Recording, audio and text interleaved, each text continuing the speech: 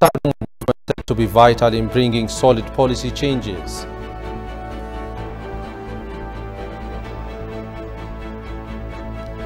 Legal experts hail transitional justice system as the best remedy to redress injustice of the past.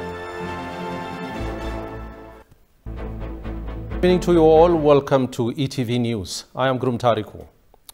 Ethiopia, Egypt and Sudan need to nurture the narrative towards building peace, cooperation, mutual coexistence and development without harming one another. The Nile in general and the JERD project in particular are opportune for such a higher purpose, says Ethiopian Prime Minister Abiy Ahmed. The Premier said so in a statement he made regarding the $4.5 billion mega dam on the Blue Nile JERD. Shifara Ulako presents the full statement as follows. Ethiopia has an ambition to build a modern economy based on agriculture, manufacturing, and industry. It is committed to developing social infrastructure with quality education, health systems, and the provision of clean water for its people. Ethiopia also aims to nurture a clean environment able to sequester carbon and emit net zero carbon, to maintain biological diversity, and to build a resilient ecosystem that is not exposed to climate vulnerabilities. The key to realizing such ambitions, however, is rooted in energy. For Ethiopia, the most comparative advantage in its energy generation needs is hydropower, as it is blessed both by topography and water resources. Electricity is a basic infrastructure lacking in Ethiopia, and over 53% of my fellow citizens, or about 60 million people, do not have access. Without electricity, no country has ever managed to defeat poverty, brought about inclusive growth, secured a dignified life for its citizens, and managed to attain sustainable economic, social, and environmental development. Hence why Ethiopia believes that Nile waters can be developed reasonably and equitably for the benefit of all people of riparian countries without causing significant harm. The Grand Ethiopian Renaissance Dam GERD is a good example that is demonstrative of the principle of cooperation. The dam has been constructed through the earnest contribution of all citizens of Ethiopia and holds multiple benefits for the two downstream countries of Sudan and Egypt, as well as the East African region at large. A large volume of the Nile water body, amounting to about 85%, originates from the highlands of Ethiopia. As a transboundary resource, this water traverses through Ethiopia, Sudan, and Egypt. The Ethiopia side comes from the tributaries of Abai, Baro, and Tekeze rivers, while the other 15% of the Nile comes from other upstream Nile riparian countries. The Grand Ethiopian Renaissance Dam GERD is under construction near the border with the Sudan, where all tributaries of the Abai join the main stem of the river. This consequently makes the location ideal to maximize electricity generation. The major function of the GERD is to manage the highly variable flow of the Abai and produce 15,700 gigawatt-hour per year electricity, since for Ethiopia, electricity remains a resource that is enormously lacking. Large quantity of the flow, about 90%, occurs within 4 months of the rainy season, and during the rest of the year, the mighty Abai trickles like a small river. The dam is needed to regulate this variable flow by reducing flooding and augmenting dry flow. Ethiopia's intention in constructing the GERD is to enable the regulation function so that electricity generation from the infrastructure is uniform throughout the year. This means, as a hydropower dam, the GERD does not consume water. Rather, the water continues to flow downstream uninterrupted. The benefits for downstream countries are often untold. In Sudan, for instance, the GERD provides ample protection against devastating floods and the effects of water shortage during drought and dry periods. It will help Sudanese water infrastructure to be operated optimally as they receive regulated flow. This means that more electricity could be generated from existing infrastructure and adequate and regular water could flow in the river downstream throughout the year to enable reliable water supply for people, agriculture, and the ecology. The GERD also brings more energy to the already interconnected systems of Sudan and Ethiopia, as well as to others. Egypt also benefits from water conservation at the GERD instead of wastage of billions of cubic meters of water to evaporation and in downstream flood plains. The GERD also helps to prevent future spillage that overtops the Aswan Dam. Globally and in the Nile region, the GERD as a clean renewable energy source would help to reduce emission that could avoid up to 10.6 million tons of greenhouse gases if it were produced from fuel, coal, or gas plants. Hence, development of the GERD plays an important role in meeting and increasing renewable energy generation share toward Sustainable Development SDG Goal 7 and better water management of Goal 6 of the SDGs, as well as meeting many targets of Africa's Agenda 2063. For the Nile region and for all its citizens, the GERD has a potential to stabilize energy mix. Hydropower, due to its nature of flexible operation and suitability, can be put in operation in a matter of minutes and can enhance harnessing of other energy sources of solar and wind energy that are variable depending on weather and climate.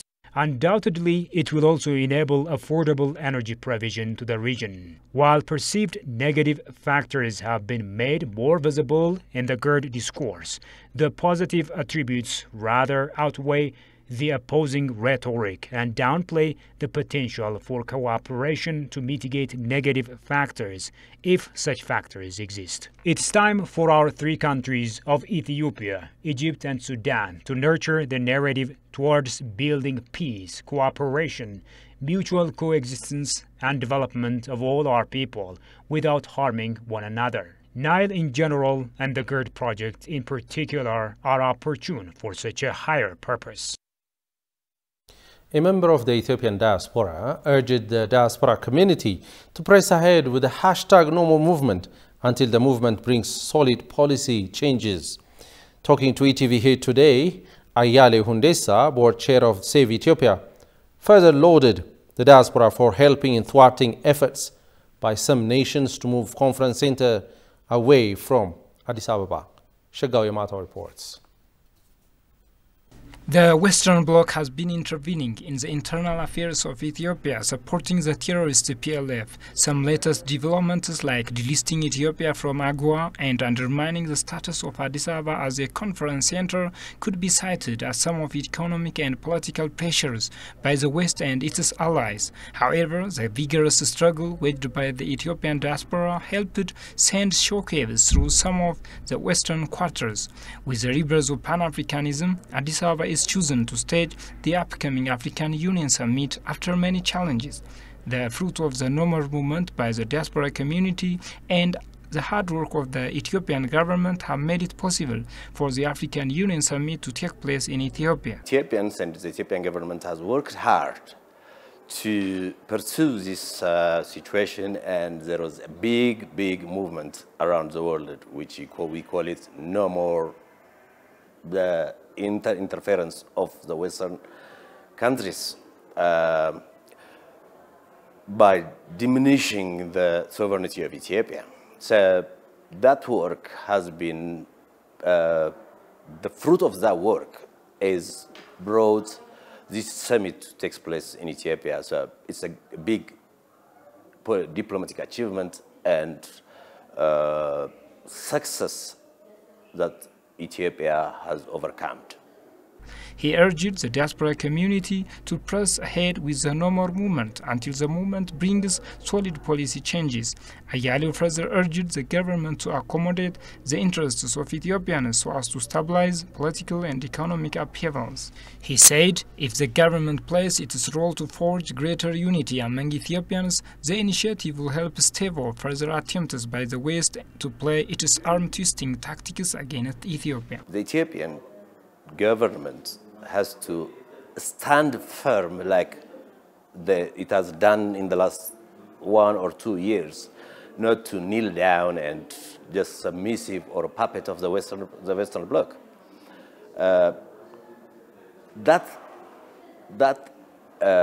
You can achieve that by accommodating the people's interests, the interest of the Ethiopian people. If the government of Ethiopia is accommodating and follow what the Ethiopian peoples are expecting from the government, then the diaspora or the Ethiopian people at large, or the diaspora community in particular, can stood up together and still force the Western blocs to not to involve in Ethiopian internal affairs. First of all, economical stability, political stability, and taking with government the entire community will take you there.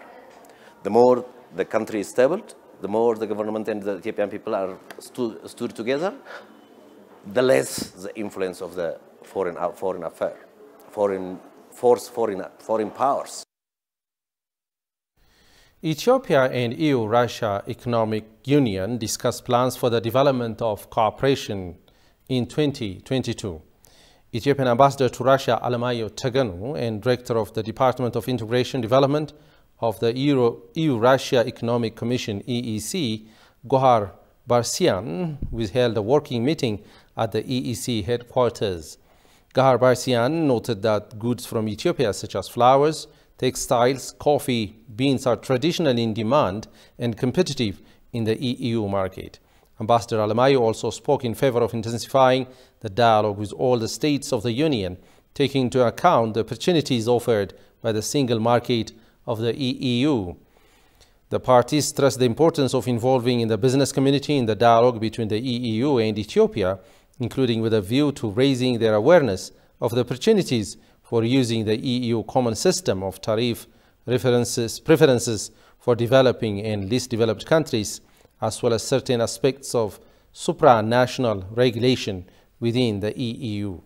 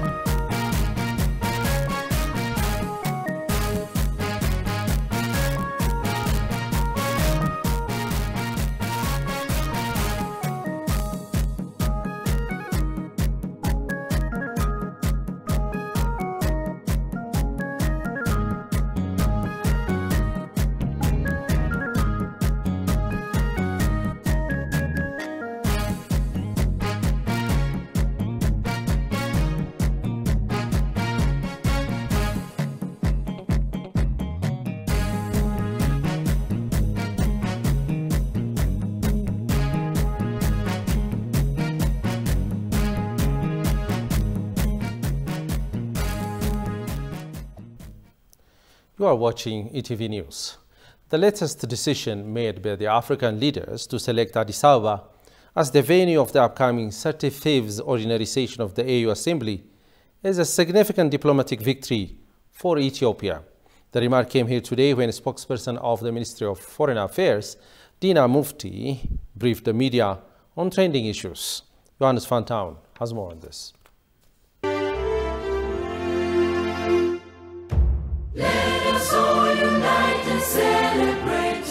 It's to be recalled that the West and its allies tried their utmost at stripping Addis Ababa of its significance as a conference center. As the TPLF wanton destruction on civilians and its invasion raged on, the West tried to assist the group with some diplomatic overtures, like undermining Addis Ababa's role as a seat of the AU and other continental organizations. Some vigorous efforts were underway to take the venue of the upcoming 35th African Union Summit away from Addis Ababa or limit it to a virtual meeting so that Addis Ababa loses its status as a viable conference center. As you know, there are a lot of doubts about whether it is going to be virtual or physical, but after intense lobbies and diplomatic interactions with African countries, finally it is decided that the AU summit will take place physically in Addis. According to Dina, some nations who took part in the conspiracy to move AU's capital away from Addis Ababa were using COVID-19 as a pretext. When the TPLF's invasion seemed to take more ground, these nations added insecurity and false alarm by some embassies and international organizations to the list, further undermining Addis Ababa. Despite efforts to prevent the meeting from taking place in Addis Ababa or to limit it to a virtual event, African leaders saw through the ploy and decided to allow Addis Ababa to host the meeting. This is actually is a heavy blow to those people who are professing the doomsday here, and the ones who are propagating about the instability in the city, so that the city is not capable of hosting the African leaders. It's a big success, a big diplomatic success as well. The agenda of this summit will be building resilience in nutrition on the African continent. This is an agenda that will have a relationship with the boosting agricultural production as well as food security. As you know very well, Africa has an agenda which ranges from 2015 to 2025, which revolves around capacity building in the areas of agriculture. So, noting the decision, our Prime Minister, His Excellency Dr. Abiy, expressed his appreciation for the African leaders for letting this to happen on the basis of realizing the fact that Ethiopia has been always committed for the African causes, and Ethiopia has been there for Africans in times of need. And the preparation is underway also. National Committee composed of all pertinent institutions that will host the summit has been formed. This shows that Ethiopia is still a preferred destination for the continental and other international conferences, the ambassador said. It is to be recalled that Prime Minister Abiy Ahmed said hosting the meeting will create opportunities for Ethiopia to restate its stance on the African agenda and practically exhibit Ethiopia's good status to our African allies. The ordinary session of the Executive Council or Ministerial Session and the 35th ordinary session of the Assembly of the AU will take place from the 2nd to the 6th February 2022. The AU heads of states and government declared that the year 2022 as the year of nutrition under the theme Building Resilience in Nutrition on African Continent, Accelerate the Human Capital, Social and Economic Development.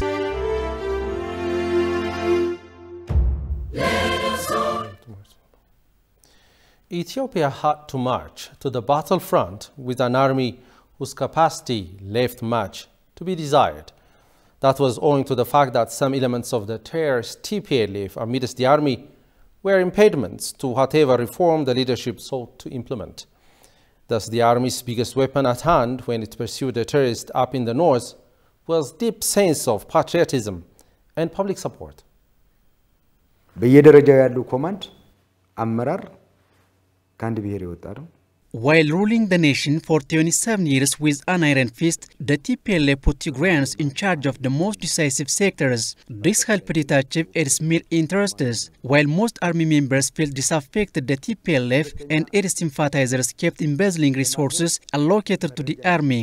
While retreating to Mekelle in the wake of the reform 4 years ago, the TPLF smuggled logistics and other important machinery to its base. Thus, we had at our disposal Ethiopianism while countering the attack on our northern command back in November 2020.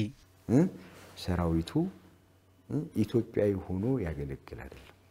ኢትዮጵያዊ ሆኖ የተገነባ አይደለም። General Ababao said when the ENDF withdrew from Mekelle in what was a unilateral ceasefire meant to help the people of Tigray. The TPLF used the gap to muster all its energy and invade Amhara and Tigray states. The terrorist force mainly employed the dangerous human wave strategy to put the Ethiopian army into a tough situation, while at the same time relying on psychological warfare in an organized manner, often aided by the West. General Abubao has pointed out that the gallant Ethiopian army employed a variety of military strategies to complete the war in a short period of time and inflict colossal damage on TPLF.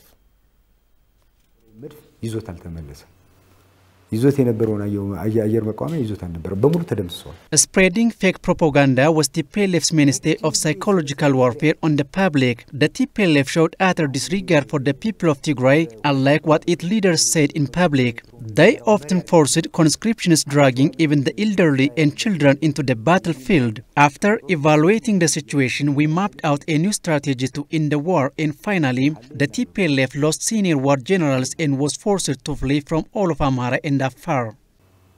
ከሰዋይል አንጻር ከፍተኛ ኪሳራ ነው ከቶክስ አንጻር ከፍተኛ ኪሳራ ነው ከስነ ልቦናና ከሞራል አንጻር ከፍተኛ ኪሳራ ነው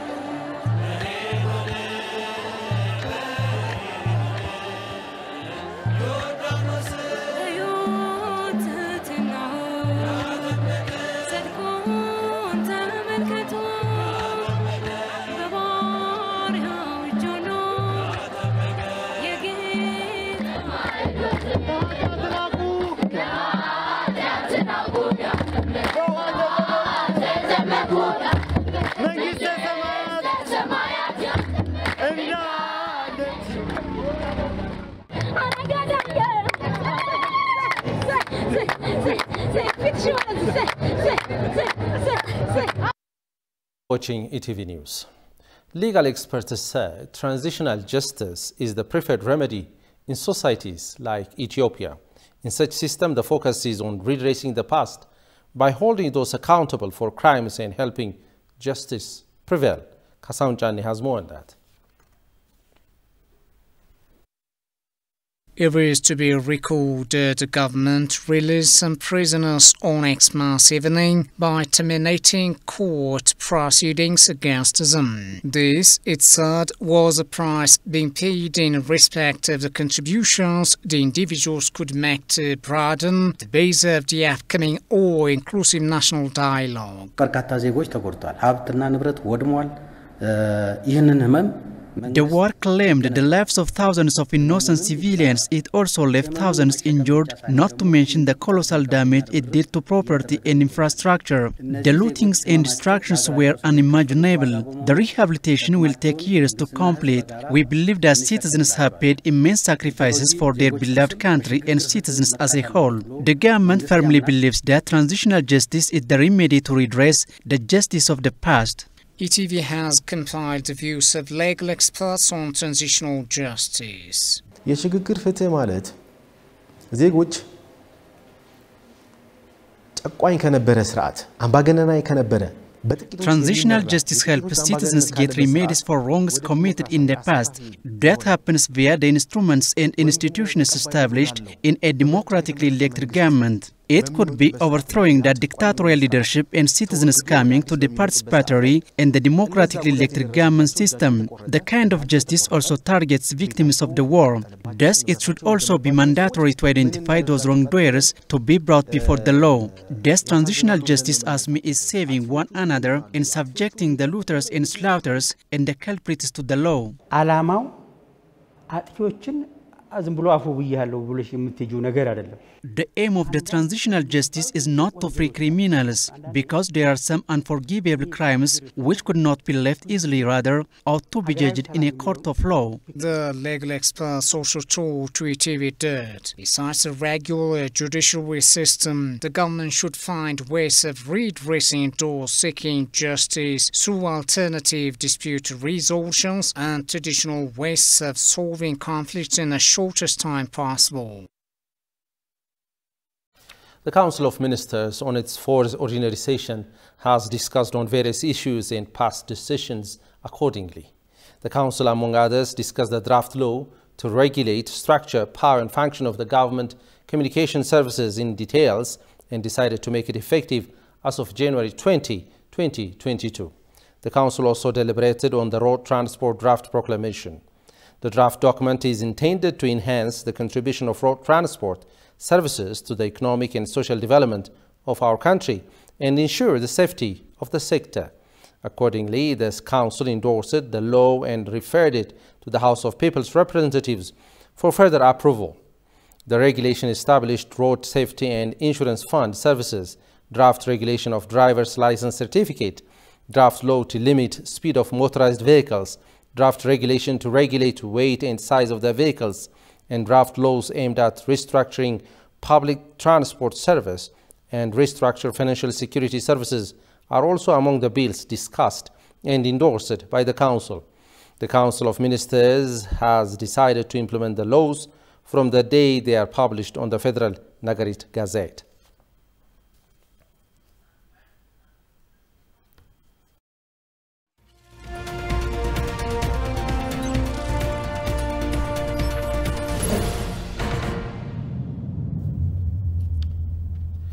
Ethiopia is said to be deepening its hands into electric cars, which some consumers approached by ETV say are better option besides being cost-effective.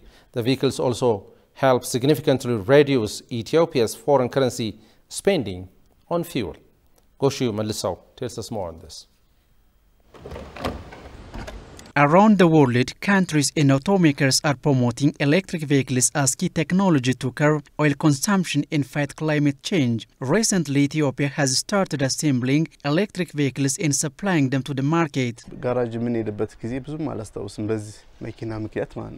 I don't remember visiting the garage since I started using an electric vehicle. The engine is inverter. It works with battery and I don't use oil at all. It's been almost 3 years. So far, so good. The car has worked okay for the most part without needing services. The difference between an electric and fuel vehicle is pulse apart. In this one, once you charge the vehicle, you just drive 300 kilometers without worry.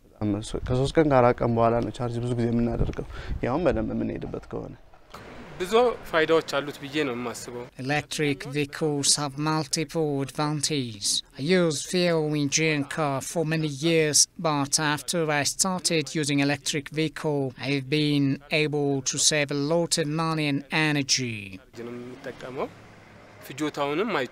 Electric Car Assembly PLC said electric vehicles also help ease the sound pollution problem in the city and have better battery durability.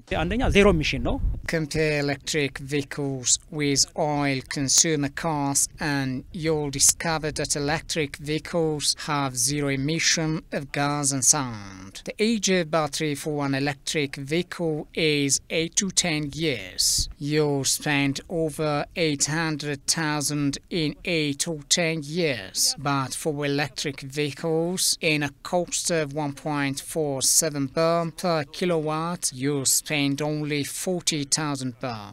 The vehicles have also been chosen for helping save foreign currency. Producing electric vehicles in Ethiopia is an important initiative to support Ethiopia's economy. Ethiopia spends $2.5 billion annually for fuel consumption. So the National Bank of Ethiopia will support such investments to curb costs of fuel and reduce foreign currency investment. Electric vehicle assemblies created more jobs and have also been playing a key role in knowledge transfer. It was learned. Over now to Forex Updates. Let's have a look.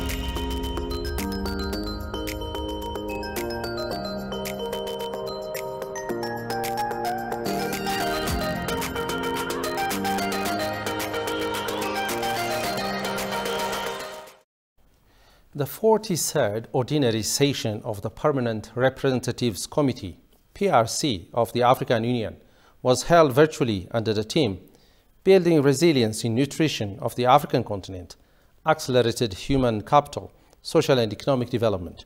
The PRC session, which will wrap up tomorrow, will dwell on various reports, including report on the 4th Ordinary Session of the SDC on agriculture, rural development, water, environment, the finance, monetary affairs, economic planning, and integration. It will also review ratification of the treaty to establish the African Medicine Agency, the activity report of the African Court on Human People's Rights, and the combined 50th and 51st activity report of the African Commission on Human and People's Rights.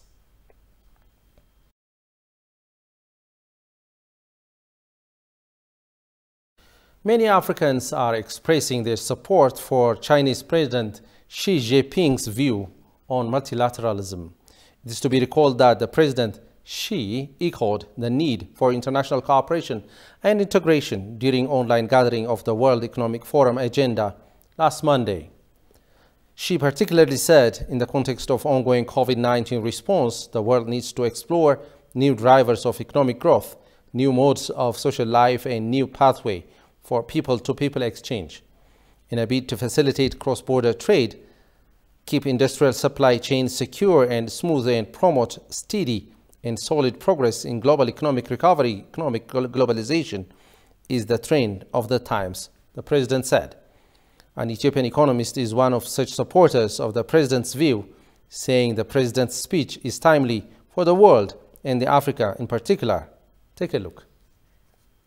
Speech categorically mentioned there is the need for bridging this development divide. And obviously, when it comes to the sub-Saharan African countries, as far as there is a very mutual respect and partnership with the West, this development divide is possible to bridge the gap that's widening from time to time. From the Chinese perspective, they are consistently promoting the open-up policy from time to time, based upon their own internal strengths and priorities. We appreciate that. This is opening a very good window of opportunity for sub-Saharan African countries, at least to confront unfairness and the way the Westerns are perceiving the role of the sub-Saharan African countries in the global economy involves a lot of unfair treatments. It's now time for weather update. Let's have a look.